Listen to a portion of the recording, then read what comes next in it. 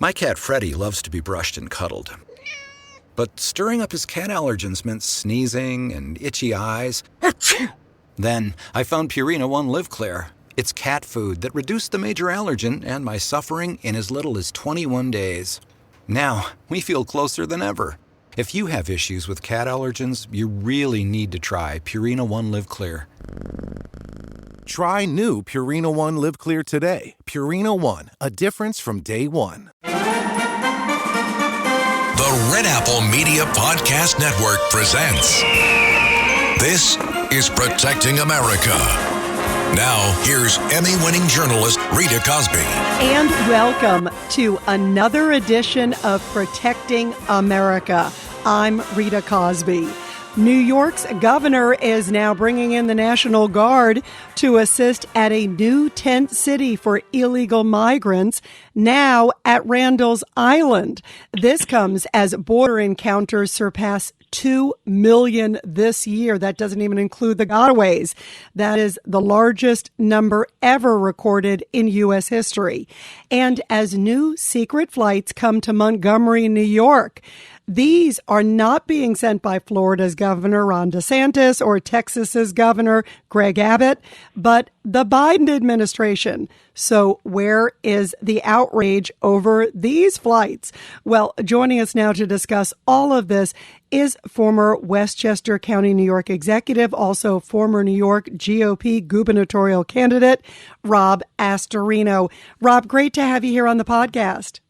Yeah, it's good to be back, Rita, and thank you for bringing attention to this. You know, it is so important, and I know you understand all the machinations of this all too well. First off, let's talk about these flights that came into Montgomery, New York, Orange County, New York, just recently. 3 of them in 1 week. You saw the footage of it. What went through your mind, first off, just about these flights and the fact it looks like it's a lot of unaccompanied minors, even unaccompanied women who supposedly have, quote, sponsors? There's a lot of questions. Basically, this has been going on in one form or another since April of 21, so it's basically a year and a half. They started at Westchester County Airport very frequently, the large planes coming in, sometimes during the day, a lot of times overnight. And that video became pretty famous because of the police camera video that got out. And the workers were saying that the reason the federal government was doing this under the cover of darkness is because it's a total betrayal of the American people. And they don't want the media or the public to know what's happening. And of course, that was blown up and they kept doing it. It was just like, a finger in your eye. They don't care. But then they expanded the planes to Stewart International Airport, which directly implicates, Rita, the Governor Hochul, because that is a New York Port Authority-run airport. So they were coming in basically under the direction and okay of the governor, and now they shift to another airport, a smaller airport in Orange County. But no matter where these planes are coming into, it doesn't matter. They're all coming from the southern border, and they're all being sent by the federal government in one way or another. And, people are getting outraged. I hear it all the time because, especially in this really bad economy, when citizens can't afford the everyday essentials, and then they're seeing with their own eyes, these planes coming in with illegal immigrants who broke the law by crossing the border, the whole game that's being played that it's asylum when it's not, and they're getting all the benefits that citizens aren't even eligible to get. They're getting bags of clothing. They're getting cash assistance. They're getting education going into our schools. They're getting health care. They're getting phones. And now Nancy Pelosi wants to give them jobs. So it's outrageous, and people are really getting angry about it, as they should. Yeah. And you know what's interesting? The hypocrisy, because on one side, we're seeing individuals, of course, liberal mayors and other politicians.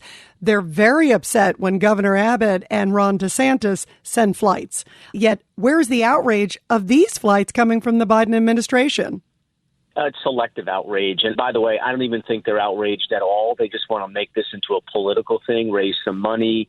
And that's what these progressives do, because they could care less, as they obviously shown in places like Nantucket and Martha's Vineyard, wherever they're going, that irritates them to have them in their neighborhood. it's always great over there, say the NIMBYs, not in my backyard. And this is just progressivism on display, right? So what's really bad about this is you've got elected officials who are supposed to be leaders, including, of course, our own mayor in New York City. And Mayor Adams could really, really have an impact on this nationally if he were just to speak out about the origins of this and who's really to blame. And, he doesn't even have to do it in a nasty way against his own, the president of his own party. But he can clearly say this is a breakdown of our border by our federal government. This is not acceptable. We need it to stop. Instead of saying, yeah, just keep waving them in, but just send us money, and if you keep giving us more money, we'll just keep giving more illegal immigrants money that they need, and money isn't the fix of this problem. The cause has to be dealt with. And building these tents, and my wife and I were in City Island at a restaurant the other night, and people were coming up to me about this because a mile away were these tents in Orchard Beach, and that is a symbol of failure. It is nothing more than a giant white symbol of failure, these big tents, because it just shows how bad the system is broken. And what happens when they fill up, whether it's Randall's Island or wherever, when they fill up, they're just going to keep building new ones? I mean, really, where does it end? That's the big question, too. Do you believe that these tents, it's going to be 1, 2, 3 tent? Do you think it's going to end up being 30, maybe 300 at the end of the day? Well, God knows what they'll do because they're running out of space in shelters for our own citizens who need temporary housing, and yet they're taking the space of our own citizens. So we've got a homeless problem, obviously, on the streets, not being dealt with, a mental health issue on our streets, and crime not being dealt with. We've got illegal immigration flooding across the border and now coming into all of our communities, not being dealt with. And meanwhile, our own citizens are scraping coins to try to go to the supermarket, to afford the basics. So I think this is going to come to a head on November 8th. I certainly hope it does, because if we're willing to put up with this, then shame on us. And so hopefully on Election Day, Republicans get in across the country, put a stop to this nonsense, and we get some balance again, because it is so out of control right now. And you, me, and just normal people have to bear the brunt of this, especially the middle class. What do you think is going to happen November 8th? What is your prediction? Here in New York or around the country? I think here in New York, Lee Zeldin has a realistic chance of winning against Hochul. I think the urban vote, especially in New York City, is going to be lower than normal, because what's exciting, other than the hipster maybe, who really is going to come out to the polls in New York City for Chuck Schumer? Who's excited about a fifth term of Chuck Schumer?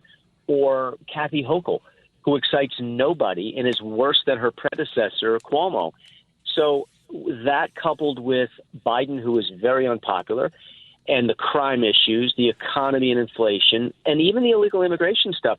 You ask immigrants who are here legally, middle-class Hispanics, let's say, in Queens or, pick any of the boroughs, they don't like what's going on either. They just don't, and rightfully so.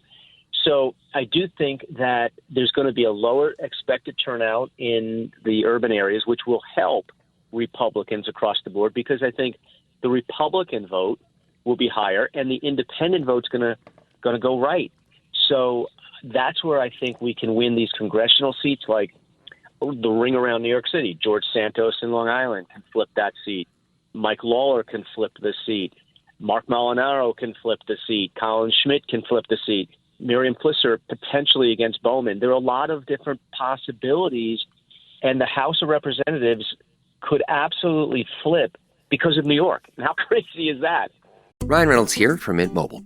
I don't know if you knew this, but anyone can get the same premium wireless for $15 a month plan that I've been enjoying. It's not just for celebrities. So do like I did and have one of your assistants switch you to Mint Mobile today.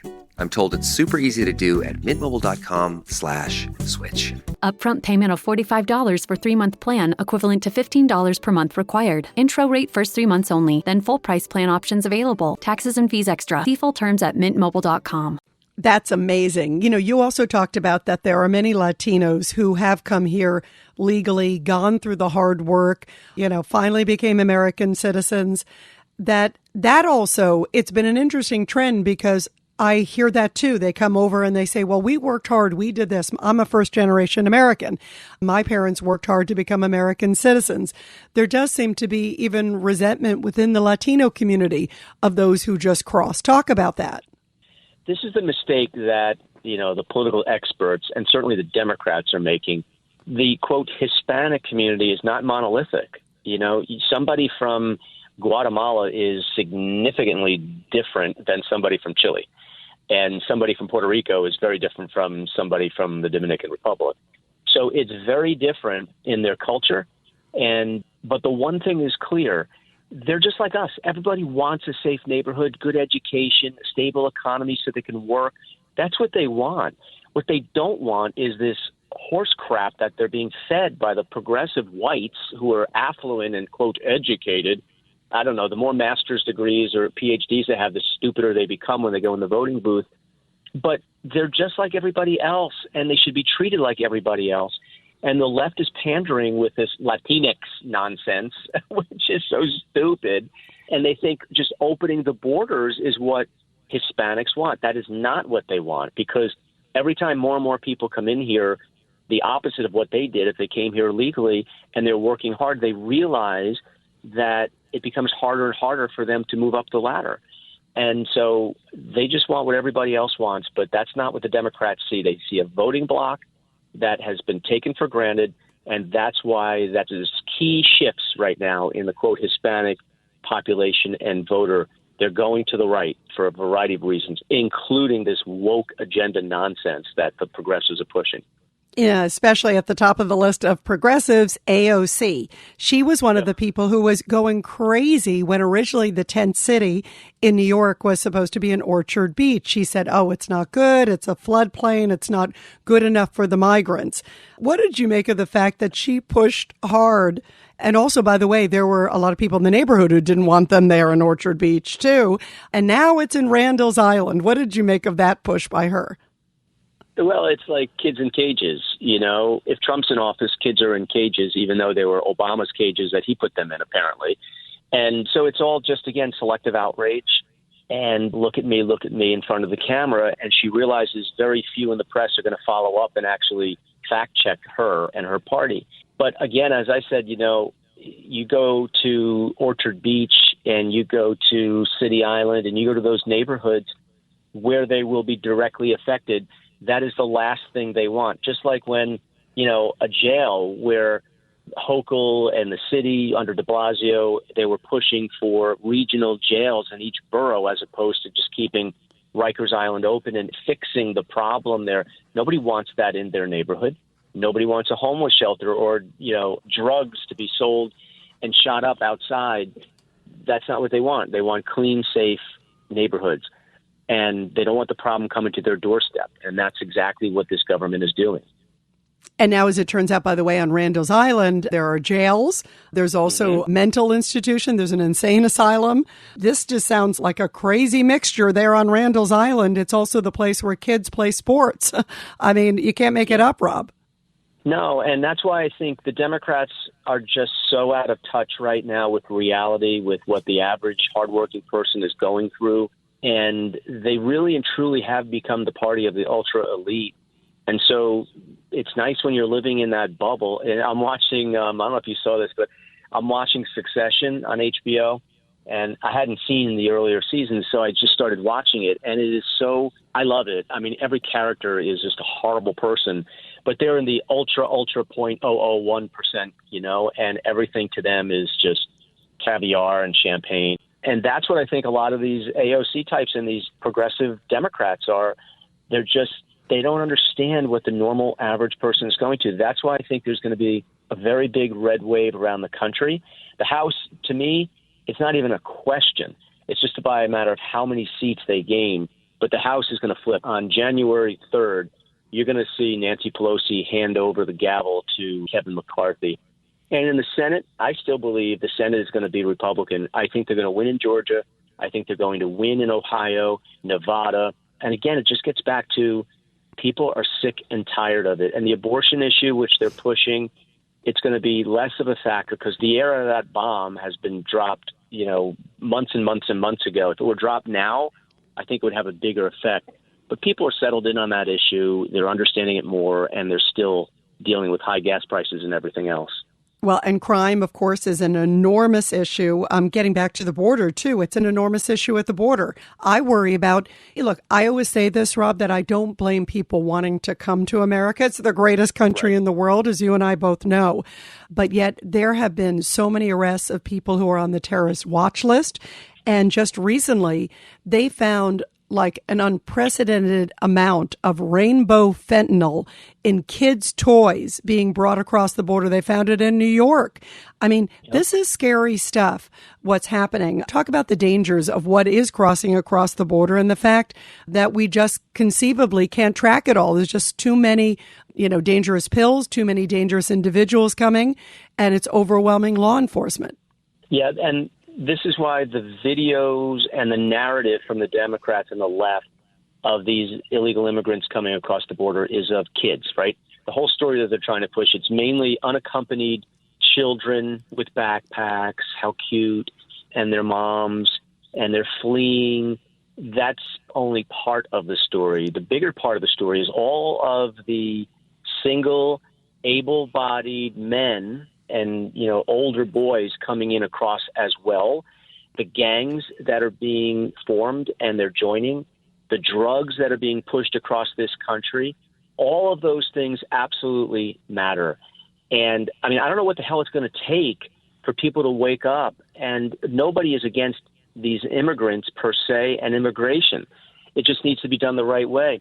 It's so frustrating, Rita. I have a very good friend of mine whose sister has been trying to immigrate to get to the United States through the immigration process. 10 years she's been going through the paperwork, the rejection because there was like a typo. Just the most nonsensical thing, the tens of thousands of dollars in legal fees they've spent. And it's so frustrating because it's like, just fly down to Mexico and cross the border and you're in, because 90-something% of those who get, quote, caught and then they get an appearance ticket to go to immigration court never show up. So it's the biggest game perpetuated by our own government. And that's the most frustrating thing. Yeah, 1,000%. Well, boy, there is so much to take in here. Everybody, make sure that you subscribe and share this podcast. And Rob Astorino, thanks for all you do to keep us safe and for caring so much about this great country. It's really wonderful to have you here. Rita, thank you so much for having me on. And again, for protecting America. That's really what this is about and what you're about. And boy, do we need some protection.